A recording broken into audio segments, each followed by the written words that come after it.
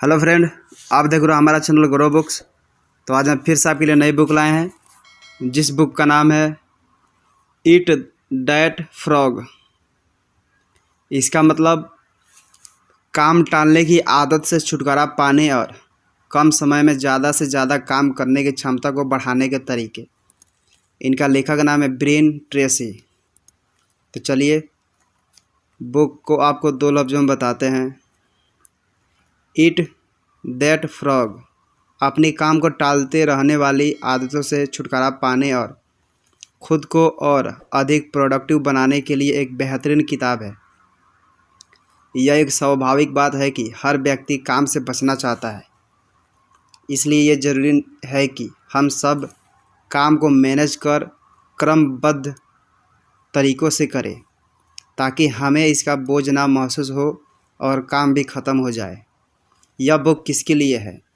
हर वो व्यक्ति जिसे काम को टालने की आदत है, वो व्यक्ति जो बहुत सारे काम को बोझ तले दबे हैं और उनसे निजात पाना चाहते हैं, जो अपने सपने और लक्ष्य को पाना चाहते हैं। अध्याय नंबर 1, ये सबक आपको क्यों पढ़नी चाहिए। आपने अपनी रोज़मर्रा की ज़िंदगी में अक्सर खुद के मुंह से इनमें से कोई ना कोई वाक्य सुना ही होगा। इतना काम है कि इस प्रोजेक्ट में ये सब कैसे ख़त्म होगा, ये सब इतने कम वक्त में मुझसे नहीं होगा, मेहमानों के आने से पहले ये टेबल कैसा सजेगा। चाहे हम ऑफिस में हो या घर पर, हर दिन हमारे लिए एक नया कामों का भंडार तैयार होता है, लेकिन उसे करने के लिए समय तो सीमित ही है। इसलिए हम कई चीज़ों को उतने अच्छे से नहीं कर पाते हैं जैसा कि हम उसे करना चाहते हैं। इसके कारण हमारे अंदर झुंझलाहट और निराशा आ जाती है। आपके साथ भी ऐसा रोज़ होता होगा ना? लेकिन ये सब मैनेज करना सीखने के लिए आपको पूरी ज़िंदगी नहीं लगेगी, ना ही कोई स्पेशल प्रोसीजर।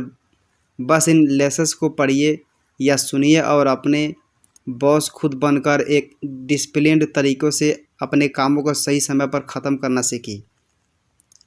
इससे आप ये भी जानेंगे अपनी प्रोडक्टिविटी को 25% तक बढ़ाने का एक तरीका, किस काम को पहले करना चाहिए उसे समझने का तरीका, कैसे आपको प्रोडक्टिविटी के लेसन सिखा सकता है और इस मामले में आपका रोल मॉडल बन सकता है। अध्याय नंबर 2, हर सफल प्रोजेक्ट के पीछे एक बेहतरीन प्लानिंग होती है। आइए हम शुरू से इस बात को इस उदाहरण के ज़रिए समझते हैं। मान लीजिए कि आपके ऊपर कामों का पहाड़ है और आप किसी मीटिंग में जाते जाते ये सोच रहे हैं कि इतना सब कुछ आप कैसे ख़त्म करेंगे। तो ऐसे में सबसे पहली चीज़ है अपने गोल को अपने माइंड में क्लियर करना, क्योंकि ये प्रोडक्टिव होने का सबसे पहला कदम है। तो इन गोल्स को अपने दिमाग की जगह किसी नोटबुक या कहीं और लिख कर रखना ज़्यादा अच्छा है, ताकि आपका दिमाग उसी में ना उलझा रहे। लेखक कहते हैं कि जो भी व्यक्ति अपने गोल्स को लिख कर काम करता है, वो बाकियों से 5 से 10% ज़्यादा जल्दी और प्रोडक्टिव तरीक़ों से अपना काम ख़त्म कर लेता है। लेकिन लिखने के इतने फ़ायदे होने के बावजूद भी केवल 3% लोग ही इस तरीके को अपनी रोज़मर्रा की ज़िंदगी में इस्तेमाल करते हैं। अपने गोल को क्लियर करने के बाद उसे पूरा करने के लिए जो भी काम आपको करने हैं उसे स्टेप बाय स्टेप लिख कर रखें और टाइम के हिसाब से उनकी प्लानिंग भी लिखें। हमेशा इस लिस्ट को चेक करते रहिए और जो काम आप ख़त्म करते जाए उन्हें निशान लगा दें, ताकि जब भी आप उनको देखें तो आप खुद पर गर्व करें और अपनी सफलता से प्रेरित होकर बाकी बचे कामों को जल्दी से ख़त्म करें। ऐसा करने से आप अपनी प्रोडक्टिविटी को 25% तक बढ़ा सकते हैं, क्योंकि आपको अपने अगले कदम के बारे में सोचकर अपना टाइम नहीं वेस्ट करना पड़ेगा। लेखक कहते हैं कि अगर आपको और अच्छे से अपना काम ख़त्म करना है तो 80-20 रूल या परेटो प्रिंसिपल का इस्तेमाल करना चाहिए। इस प्रिंसिपल के अनुसार आप अपने हर काम को 10 छोटे कामों में बांट लें और इन 10 कामों में से 2 ऐसे काम हो जो बाकी 8 से ज़्यादा ज़रूरी है। ऐसा इसलिए क्योंकि अक्सर लोग आसान दिखने वाले कामों को पहले ख़त्म कर लेते हैं और जो ज़्यादा ज़रूरी और कठिन काम होते हैं उन्हें टालते जाते हैं, जिससे कि बाद में उन्हें स्ट्रेस का सामना करना पड़ता है। तो इस मेथड से आप दोनों तरह के काम निपटा सकते हैं और अपने काम का स्ट्रेस भी नहीं महसूस होगा। अध्याय नंबर 3, अपनी प्रायोरिटीज़ को चुनें और उन पर फोकस करें। जब जब आपको ये पता चल गया है कि आपको करना क्या है, तो अपने हर काम को आप बेहतर तरीके से कर सकते हैं। मगर कैसे? इसका जवाब देते हुए लेखक ने कहा है कि अपने कार्यों को अरेंज करते समय हर एक्शन से पहले सोचें इसका क्या नतीजा होगा, और इसे करने के बाद आप अपने फाइनल गोल के और कितने करीब पहुंचेंगे। लेखक कहते हैं कि हार्वर्ड स्कूल में हुई एक रिसर्च में देखा गया है कि जो लोग अपने हर एक एक्शन का नतीजा पहले से ही सोच के चलते हैं और अपने दीर्घकालीन लक्ष्य यानी लॉन्ग टर्म गोल्स पर फोकस रखते हैं, वे अपने हर प्रोजेक्ट को बेहतर तरीके से पूरा करते हैं। लेखक ने अपने कामों को ABCDE फॉर्मेट में अरेंज करने की सलाह दी है। मतलब जो सबसे ज़रूरी हो और प्रायोरिटी वाले काम है उन्हें A लिस्ट में डालें, जबकि जो काम कोई ख़ास ज़रूरी नहीं है और आप उन्हें समय की कमी होने पर स्किप कर सकते हैं, ऐसे कामों को लिस्ट E में डालें। उदाहरण के तौर पर लिस्ट E में ऐसे काम आएंगे जैसे आपको अपने फेवरेट प्रोग्राम का बिहाइंड द सीन देखना हो, जबकि A लिस्ट का काम हो सकता है अपने रिज्यूम को अपडेट कर किसी नए जॉब के लिए अप्लाई करना।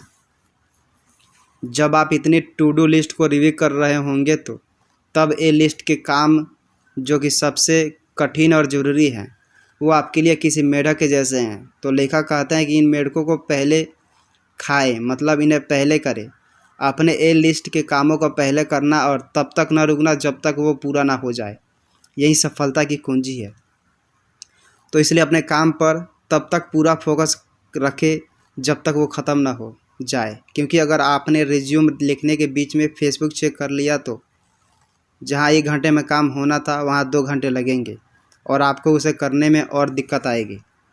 अध्याय नंबर 4, सफलता का रास्ता अपनी अंदर की प्रतिभाओं और संभावनाओं की खोज से होकर निकलता है।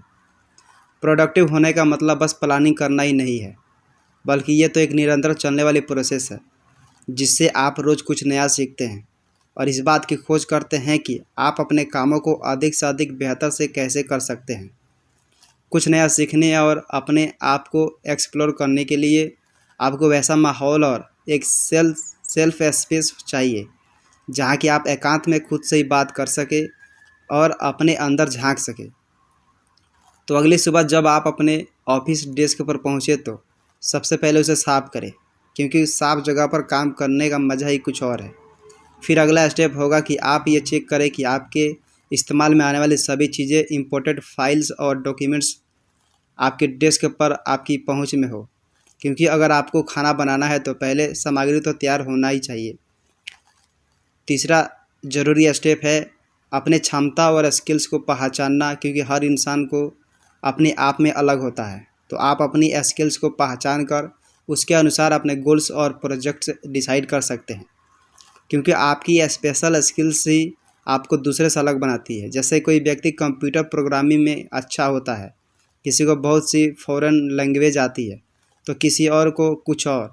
लेखक कहते हैं कि अपनी स्किल्स को पहचानने के लिए आप खुद से ये सवाल पूछें कि वो कौन सा काम है जो आप बहुत ही आसानी से कर लेते हैं और जो कि दूसरों के लिए कठिन होता है, और ऐसी कौन सी स्किल है जिसने आपको अभी तक जीवन में बहुत कुछ हासिल करने के लिए मदद की है। एक बार आपको इन सवालों के जवाब मिल गए तो आप खुद के पोटेंशियल को और अच्छे से समझ पा सकते हैं। अंत में लेखक कहते हैं कि आखिरी ज़रूरी बात यह है कि अपने स्किल्स पर आप हमेशा काम करते रहें और उसे अधिक से अधिक निखारते रहें, ताकि आप उस पर अपनी पकड़ को खो ना दें। अपनी स्किल्स को इम्प्रूव करने से आप और अधिक प्रोडक्टिव हो जाएंगे। अध्याय नंबर 5, सकारात्मक सोच और डिसिप्लिन के साथ आप और बेहतर परफॉर्म कर सकते हैं। बिना ट्रेनिंग और डिसिप्लिन के आप जीवन में सफलता जैसी कोई चीज़ हासिल नहीं कर सकते। सुनने में एक किसी फिल्म का डायलॉग ज़रूर लगता है, लेकिन यह जीवन का एक बहुत बड़ा और ज़रूरी सच है। ये बात कभी ना भूलें कि आपका शरीर आपकी सफलता का इंजन है और किसी भी मशीन को अच्छे से चलाने के लिए उसकी प्रॉपर मेंटेनेंस ज़रूरी है। इसलिए अपना अच्छे से ख्याल रखिए, क्योंकि जब आप शरीर और मानसिक तौर से स्वस्थ रहेंगे तो आप अपना काम और अच्छे से कर पाएंगे। इसलिए लेखक कहते हैं कि अपने आप को बिना मतलब न थकाए, क्योंकि एक इंसान के काम करने की क्षमता 8 घंटे का लगातार काम के बाद अपने आप कम हो जाती है। ठीक वैसे ही जैसे कोई मशीन लगातार काम करने के बाद गर्म हो जाती है। इसलिए जब आपने पर्याप्त आराम लिया होता है तो आपकी कार्य क्षमता अपने आप बढ़ जाती है। तो 8 घंटे की नींद से सेहत से भरा खाना खाएं और स्ट्रेस फ्री रहकर अपने गोल को अचीव करने में जुट जाए। और एक और ज़रूरी बात यह है कि आप खुद ही अपने सपोर्टर बने और अपने आप को सदा मोटिवेट करते रहें, क्योंकि हमारे 95% इमोशन इसी बात पे डिपेंड करते हैं कि हम खुद के बारे में क्या सोचते हैं। इसलिए हमेशा पॉजिटिव रहें और हर सिचुएशन में कुछ ना कुछ अच्छा ढूंढें। पॉजिटिव सोच आपको और अधिक कॉन्फिडेंट और क्रिएटिव बनाती है। तो अगली बार जब भी आपको कोई चैलेंजिंग टास्क मिले तो खुद को ये याद दिलाए कि आपके अंदर इसको करने की स्किल्स हैं और आप ये कर सकते हैं। फिर कठिन से कठिन काम भी आपके लिए आसान हो जाएगा। सेल्फ डिसिप्लिन का दूसरा पहलू है क्रिएटिव प्रोक्रेस्टिनेशन को खुद से दूर रखना, जिसका मतलब है कि जानबूझकर गैर ज़रूरी कामों को पहले करना।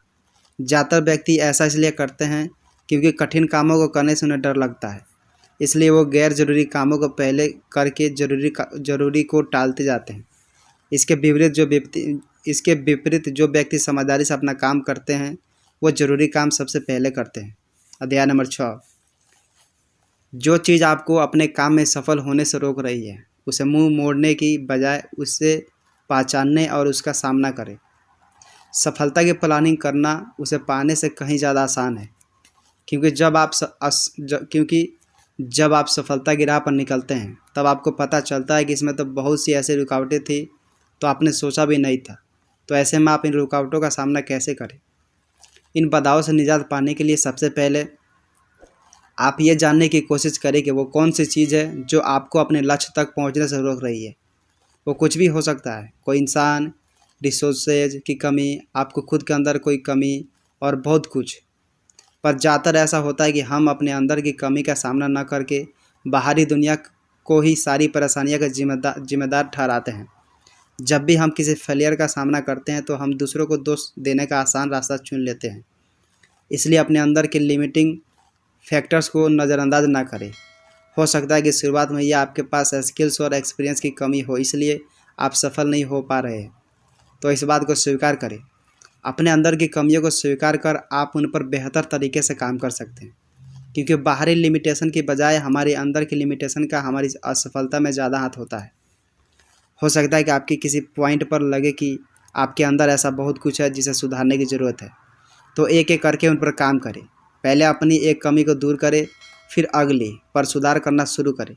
ठीक वैसे ही जैसे आप फिटनेस ट्रेनिंग में धीरे धीरे करके अपना स्टेमिना बढ़ाते हुए एक्सरसाइज का लेवल भी बढ़ाते जाते हैं, इसी तरह से ज़िंदगी में भी धीरे धीरे अपनी सभी लिमिटेस को दूर करते हुए आप अपना गोल अचीव कर सकते हैं। लेखक ने अपने हर काम को बेहतर एफिशिएंसी से करने के लिए एक ट्रिक बताई है कि इमेजिन करें कि आपको कल ही एक सरप्राइज वेकेशन पर जाना है, तो आपको अपनी सारी तैयारियां आज और अभी करनी होगी।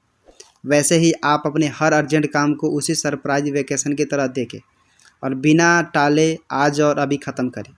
अगर आप इन आदतों को अपनी ज़िंदगी में शुमार कर लेते हैं तो आप उन 2% लोगों में आ जाएंगे जिन्हें काम करने के लिए किसी सुपरविज़न की ज़रूरत नहीं पड़ती। उन लोगों को हम लीडर्स कहते हैं। अध्याय नंबर 7। अपने समय पर खुद ही कंट्रोल करना सीखें। सफलता पाने के लिए आखिरी सबसे ज़रूरी बात टाइम मैनेजमेंट, क्योंकि जब आपके पास बहुत सारे इम्पोर्टेंट काम हैं तो टाइम मैनेजमेंट की कला ही आपको इन्हें समय पर पूरा करने में सफलता दिला सकती है। आप हर काम को छोटे छोटे टुकड़ों में नहीं बांट सकते। कई बार ऐसे ज़रूरी काम भी होते हैं जिन्हें आपको एक ही बार में पूरे ध्यान से ख़त्म करना पड़ता है। जैसे कि एक सेल्समैन को ही ले लें कि उसे ऑफिस के काम के साथ साथ क्लाइंट्स को कॉल करके उनका फीडबैक लेना और नए ऑर्डर्स की लिस्ट बनाना, ये सब एक साथ करना पड़ता है और सारे काम उसके लिए एक जैसा महत्व रखते हैं।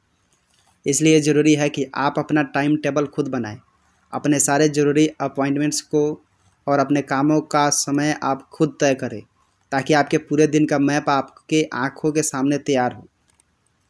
आपने पूरे दिन को स्लॉट्स में बांट लें, जैसे कि 6, 9, 9, 12, 12, 3, और सुबह का टाइम उन कामों के लिए रखें जो आप खुद कर सकते हैं।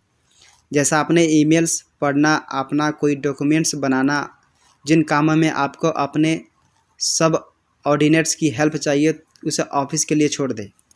प्लानिंग बहुत ज़रूरी है, लेकिन इसका ये मतलब नहीं है कि आप अपना आधा दिन बस प्लानिंग में ही बर्बाद कर दें।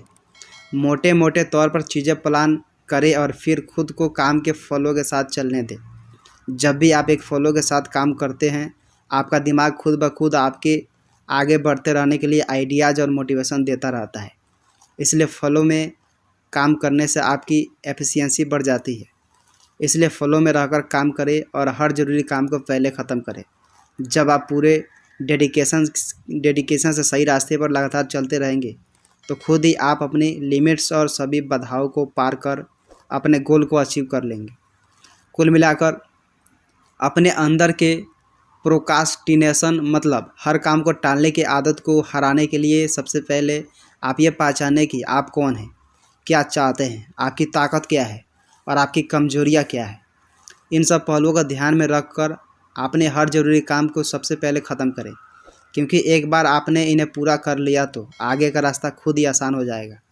क्या करें? हमेशा अपने कामों को टू डू लिस्ट में अरेंज करके रखें, क्योंकि जो लोग लिस्ट के अनुसार काम करते हैं वो बाकियों के मुकाबले ज़्यादा बेहतर तरीके से काम कर सकते हैं।